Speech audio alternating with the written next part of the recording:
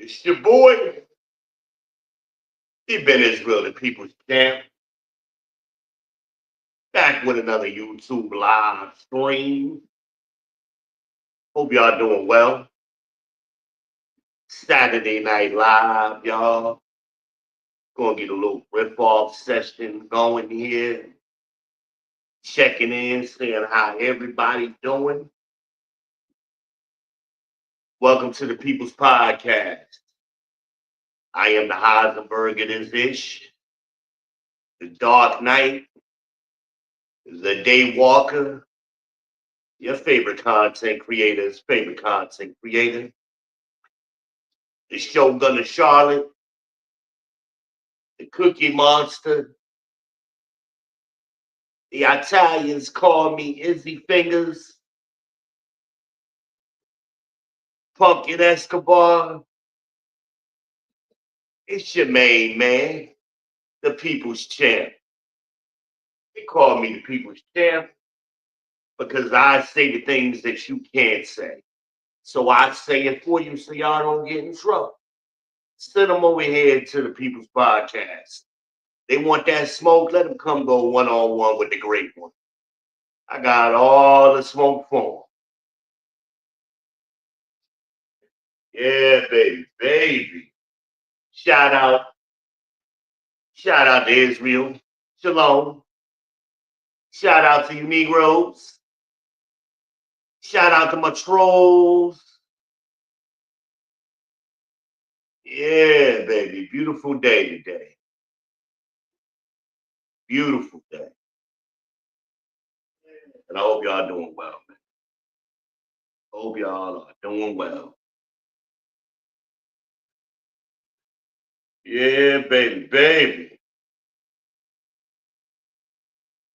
Sometimes when you get to a certain age, you start to reflect on different times in your life. And at least for me, right? At least for me, music kind of takes me to those spaces, those times. It allows me to time travel, if you will,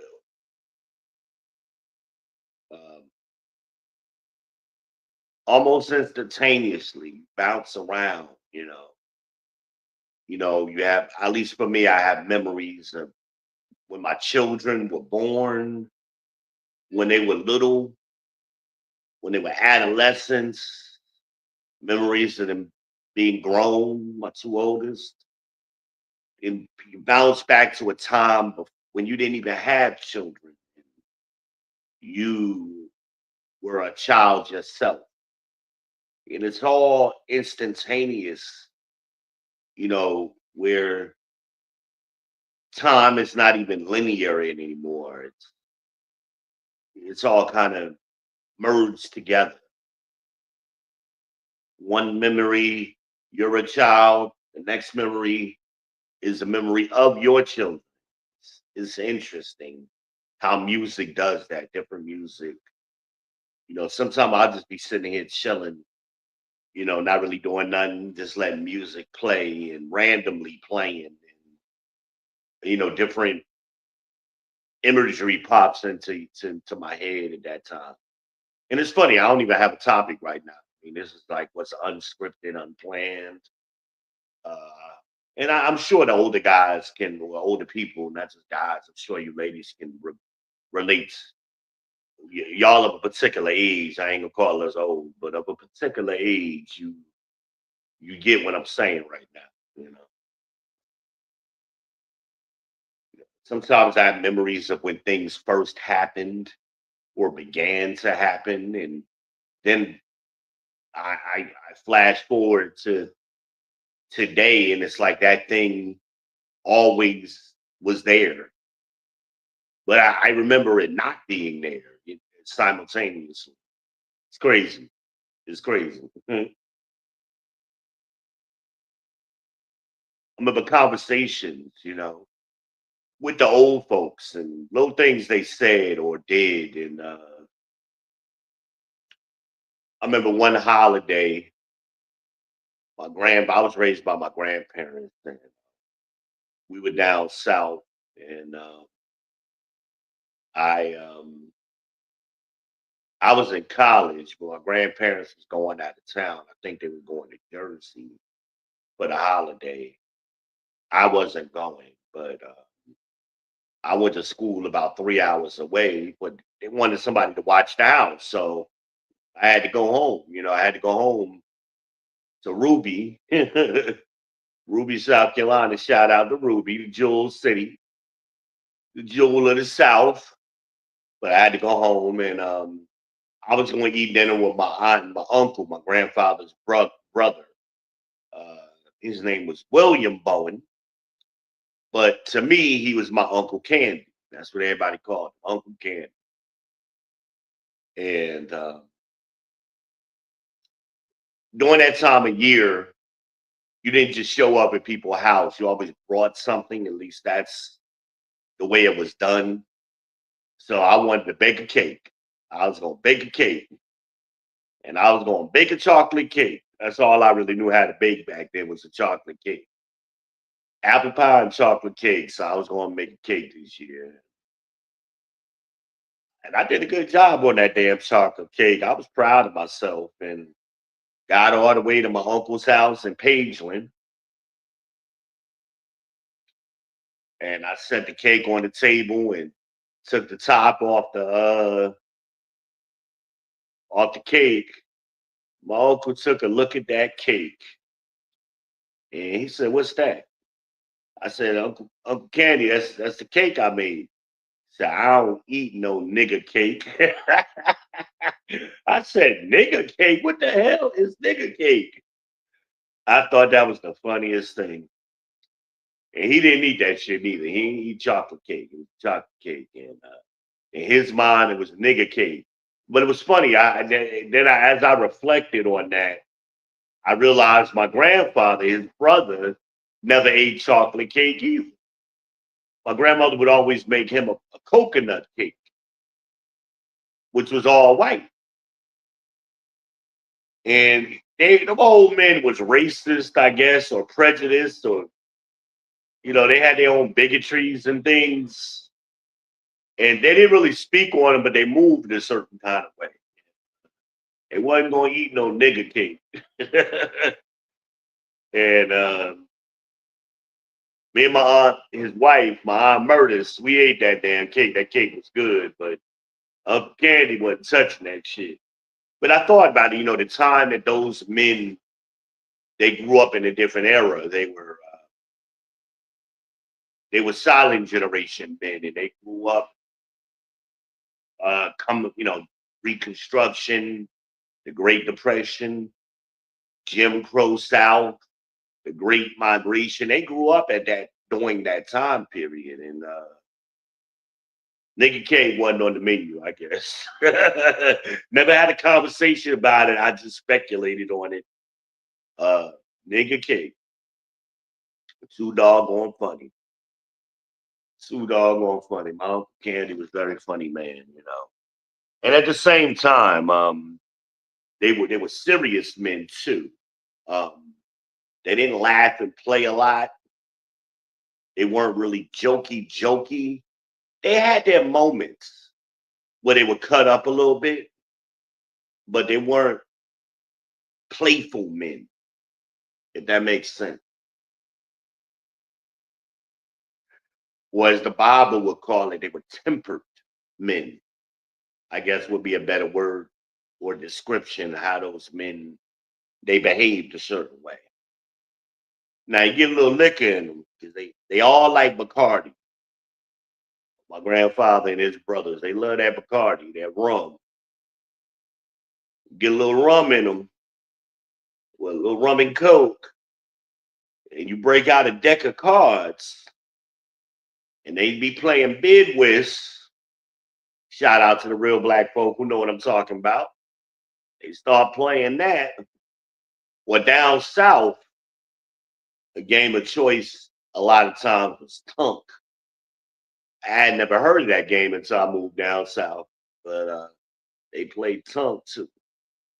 Bid whist and tunk and spades. That was their game.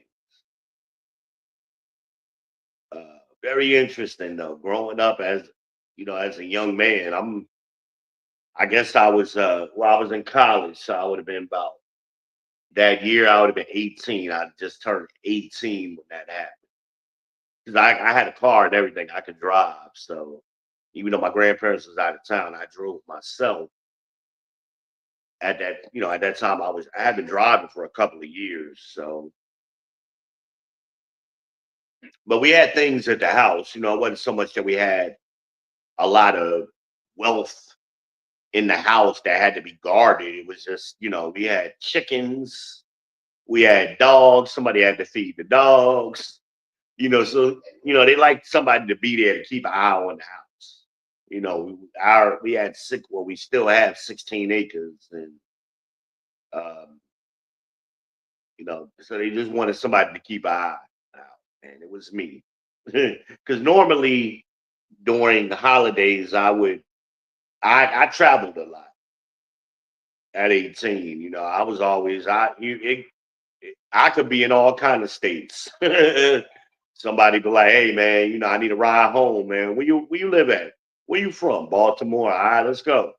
You know, Somebody else, man, where you from? West Palm Beach. All right, we going to Florida, y'all. So it was nothing to pile up. Back then, I had a Buick. I hadn't bought my Mustang yet. I didn't buy the Mustang until about a year later, but the Buick was the car back then. I had an '84 Buick LeSabre, and I could pile them up in that car. That was one of the best cars I ever had, man. That car was phenomenal and comfortable, and everybody liked to pile up in it, and we would ride. That was a highway car. Them old big cars, those Lincoln Town cars, those Buicks, uh, the LeSabre, the Park Avenue. Even before that, the Deuce and the Quarter, all those big cars, they were highway cars. They were meant to be driven on the road. Yeah, baby, baby. Interesting times. Interesting times. And sometimes I get quiet. I know my kids, they be like, "What's pop? You all right? You good?" I'll just be sitting here quiet, chilling. Sometimes I have headphones in and they kind of around. My kids was here this for the past week. So, I just be watching them, and reminiscing and time traveling, as I call it. But those are the things that kind of flash in my mind, you know. And I find it interesting the things that my children remember about their younger years, you know. And it was kind of funny. I remember I was telling a story, and Imagine was chiming in, well, her perspective of the particular event. And I was talking about like when they were like 3 and 4 years old. And I spoiled my kids. I was a new parent. So they all had, my kids had Tommy Hilfiger everything. And Imagine remembered this jean jacket she had. It was a Tommy Hilfiger jean jacket that she had. She had to be 3 or 4 years old. She wasn't even in school yet. But she remembered that jacket. I'm like, wow. I didn't make a big deal of it, but I was just saying to myself, man, I can't remember no jean jacket or no outfit I had at 4 years old, but she did. So it was fascinating how the brain works. How the brain works. Hope everybody's doing well. On your way in, please hit the like button. Please hit the subscribe button. Smash that bell. Share it to your social. Hit the Cash App.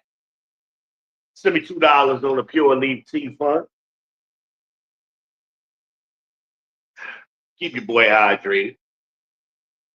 I'll keep your main man hydrated. Welcome to the People's Podcast. You don't want to be here, don't be here. Move around. Plenty of places to be out here in these YouTube streets. Shout out to Love Dorsey. If you are going to be here, content creators on your way in, hit the chat. Let us know you are here. Check in. Check in so we can spread the love to y'all channels. My mods and my Spartans, when y'all come in, y'all know what to do. Y'all got to hit the chat and salute, salute, salute, and let us know what y'all profession is. And everybody else, y'all subscribers, we are in subscriber only mode. Make sure y'all check in with the chat as well. We got good manners over here. We got good manners here. This is it's a learning environment, but you got to participate too. It's interactive. Got to make sure we do it all over here. I know a lot of people out of town, so and y'all on your way back home and whatever y'all doing. I wish y'all well and safe travels. All praises to the Most High in Christ. Bless while you are out and about. I ain't been outside all day, y'all. I just been chilling. Been chilling. I had little things to do around here. I've been napping. I ain't gonna fucking lie. I've been napping today. People don't even bullshit, y'all. I ain't been doing shit. The damn, I had to have the Wi-Fi guy, Spectrum, come out here this morning. So he got me up early, but I made up for it. And his Sunday Ida went back home today. His mom came and got him, so that turned into a 3-hour discussion. So I guess I did a couple of things early. But I hope everybody is well. I hope everybody is well. But I just tried to check in with y'all. You know, I've been over on TikTok a lot. So, you know, I wanted to pop in over here on the People's Podcast and, you know, kick it with y'all a little bit. You know, wondering where y'all at. Where Derek at? Derek, where you at? What's going on with you? I ain't seen you in a while. Def, no, where you at? I called you the other day, man. Where you at? TJ? TJ might be at work. Shout out to the Real Provider Network, ladies and gentlemen. Also known as, or now known as, Through the Fire Podcast. Make sure y'all go over to his channel and check in his chat. Make sure y'all like, subscribe, and share over there. And let them know where y'all come from. Tell them the People's Champ sent you. Shout out to all the content creators doing anything. Yeah, baby, baby. But yeah, we've had some interesting conversations. I posted a lot of those videos that I've been making on YouTube, now on TikTok, over here on YouTube. Some of them I can't post, I realize, because if TikTok adds the music, when I come over here, I can't upload it with the music or I get copyrighted, strike or whatever. So I don't upload all of it here, but I keep y'all abreast so nobody thinks I'm missing in action. I'm live and in person still. I'm still kicking it. Still kicking it, man. Just been traveling a little bit around the space that we created over here. I just been bumping around. So, y'all, those of you, my long-term subscribers know I tend to do that. I'll be live 2, 3 times a day, then y'all go a month like, damn, what to do with that? So, I try to get better and more cognizant of that, so I don't do that.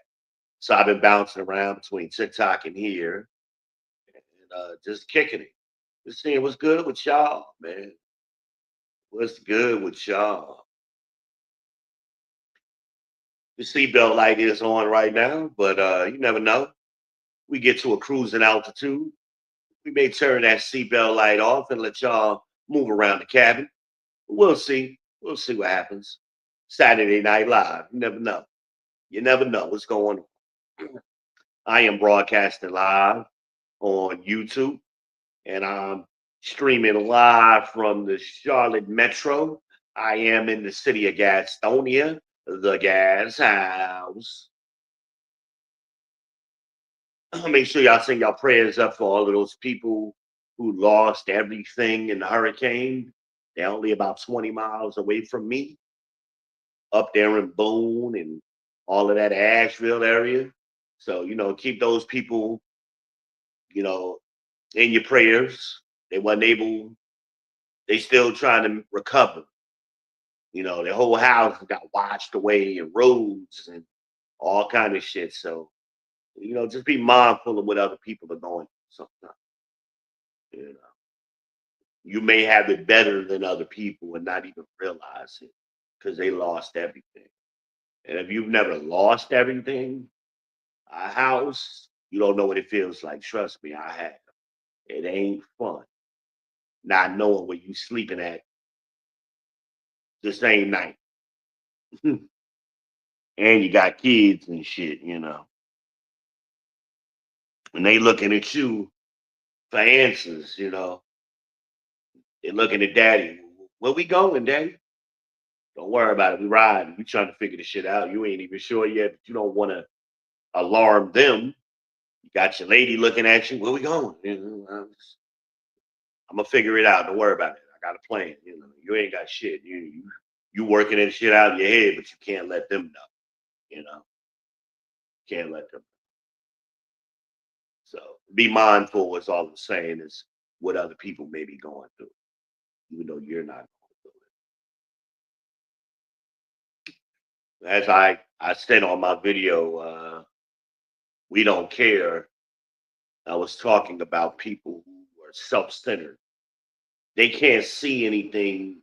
They view the world through themselves. They can't empathize. They have no empathy. So they can't understand what other people are going through if they've never been through it, if they've never experienced it. It has they're self-centered. They can't remove themselves from the equation and be empathetic or understanding to somebody else. And those type of people is always about them. They always got to put them in it. What about meism? That kind of thing. So be mindful of it. Be mindful.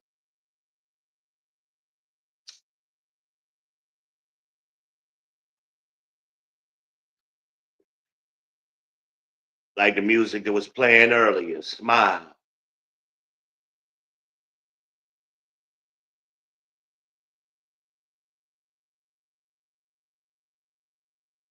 I did it all without a pen. I had to remind y'all again, huh?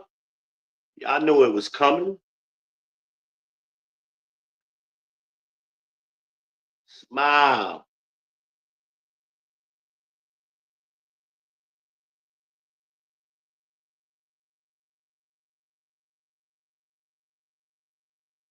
Some people will love you, some people will hate you because they not you. They hate you because they not you. That's some real shit. There are people out there like that. And again, me Imagine and Ari and Bam, we was in here talking, and you know, from Imagine's childhood perspective, they had everything. They didn't want for nothing. And but they had other people that they knew who were envious of them. And my kids just looked at it like this shit is normal. Like they didn't know no other way. They didn't know this was not the norm.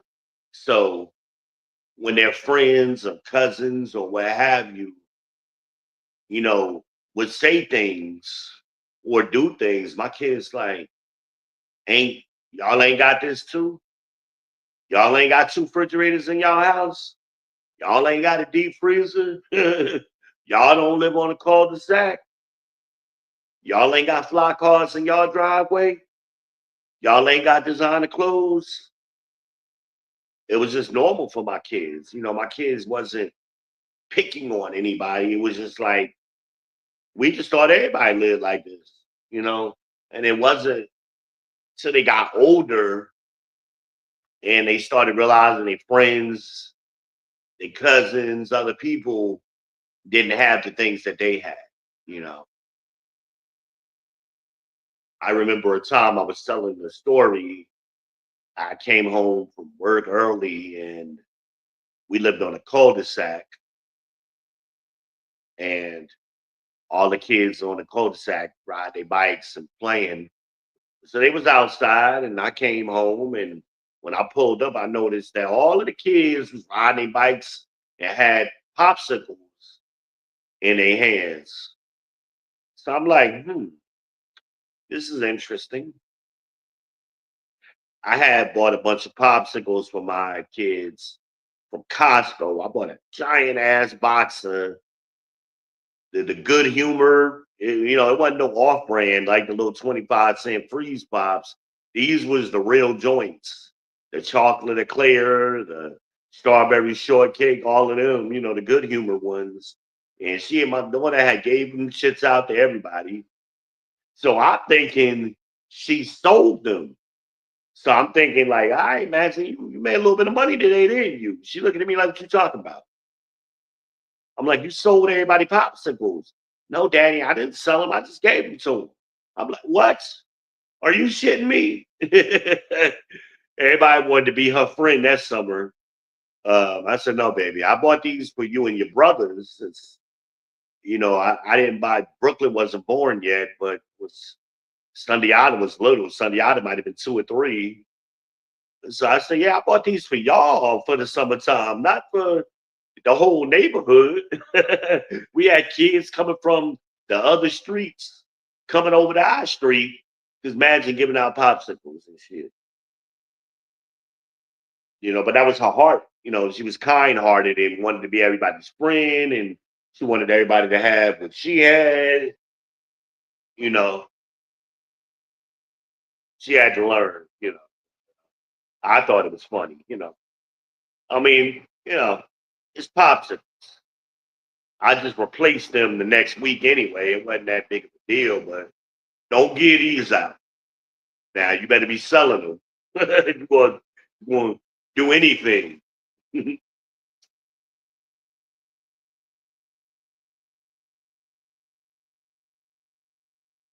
was always important for me that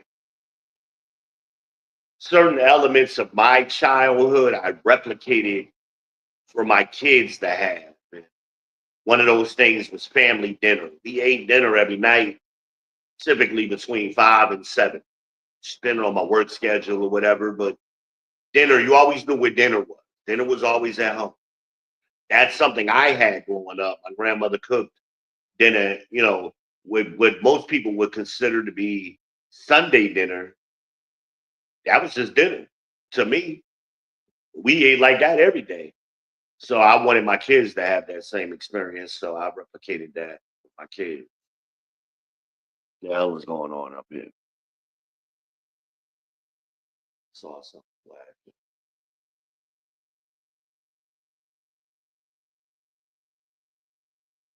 Yeah, so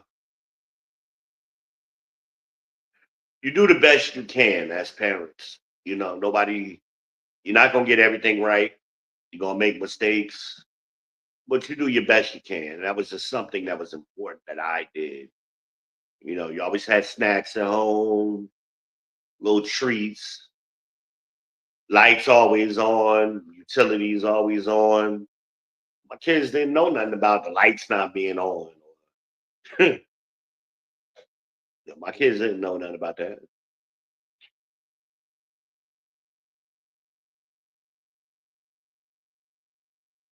My kids understood that if they needed something, we went and got it.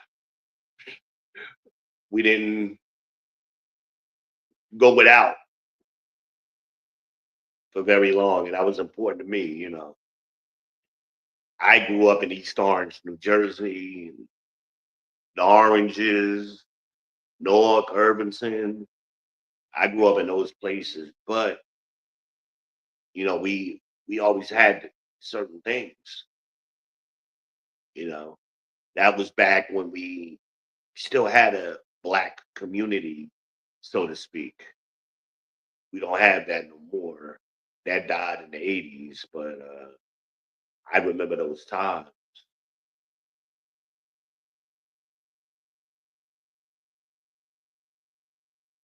Yeah, baby, baby.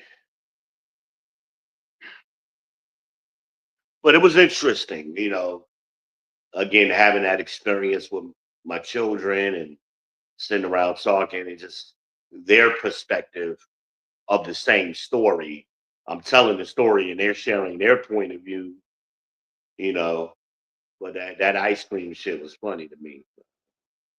I mean, it was about 20, 30 kids. I ain't talking about like two or three. She gave out ice cream pops to everybody.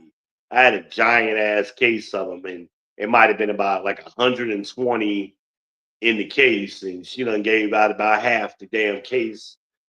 I'm like, what the hell is going on? And then look, Imagine was very, she ain't that way now, but she was very giving and tenderhearted to everybody.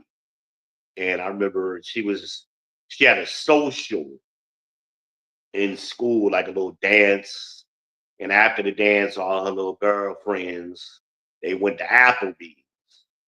So I had gave her $100 so she could pay for her food. And then I get a call from Imagine from the dog on Applebee's. Dad, I need you to bring me some money. I'm like, what? I just gave you $100. Did you not bring it with you? Yeah, Dad, I ain't got enough. I'm like, well, what the hell did you order? I had some chicken strips, Dad, but we all split the bill. I said, imagine if you had $100 and you bought order for yourself. They ain't buying drinks. These is high school girls. So she paid for her chicken strips, and let's say she even had an appetizer. What's the most she could have spent for that little bit of stuff? $25. So where the other $75 at is what I'm wondering on my way up to damn Applebee's. And we was in Albemarle. We get up to I get up to the Applebee's and I walk all the kids as they ain't number kids, high school kids. So I walk in, can hear the kids whispering, "Who daddy is that? Who that? I think that's Dream Daddy." Oh, yeah, I was known as that daddy didn't play no shit, so everybody, oh shit. But no, I went up there for that. It was like, what the hell was going on with the money? So I pulled the magic to the side and I give her some more money. Let me tell you something. These girls is trying to hustle, or they did hustle you, little nigga kids. If you split the food, how did you spend $100 and you only got like $25 worth of stuff? So that means you done paid for a lot of people food tonight. That's what you've done. She didn't know nothing about money at that time. She didn't have the understanding or the full concept of how much things supposed to cost. She had been to restaurants, but dad and mom paid for that. So this is her first time paying for herself. And these little kids, they did the old, we gonna split everything. I'm like, man, just do the math in your head. Like, your chicken strips shouldn't have cost no damn $100. What kind of damn chicken strips are that? You could have went to Roof Chris. You could have went to Steak 48 for what you just spent on your on chicken strips. Well, I'm trying to figure out how I don't want a chicken strip from Applebee's. Hell, kidding me? Little nigga girls done hustle my daughter. But she had a good time, and that's what was important to me, more so than the money. That she had a good time. She went out, had a good time. It was cool.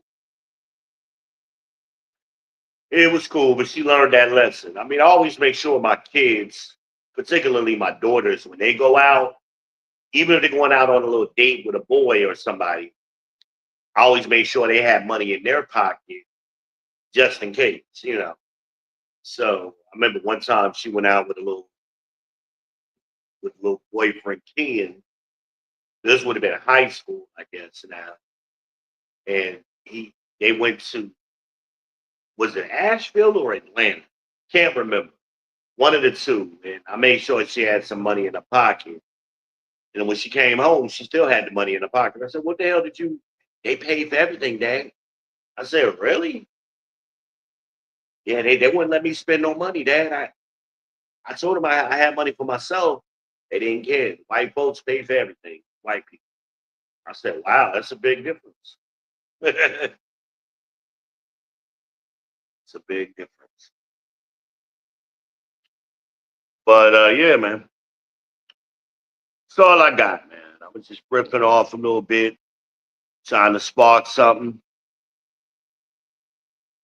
You know, I appreciate y'all coming over here to the People's Podcast. On your way out the door, make sure you like, subscribe, share. And if you're watching on the replay, just put a little R in the chat so I know. See you in the comments later on. And remember to stay tuned. Stay tuned. Appreciate y'all. Peace.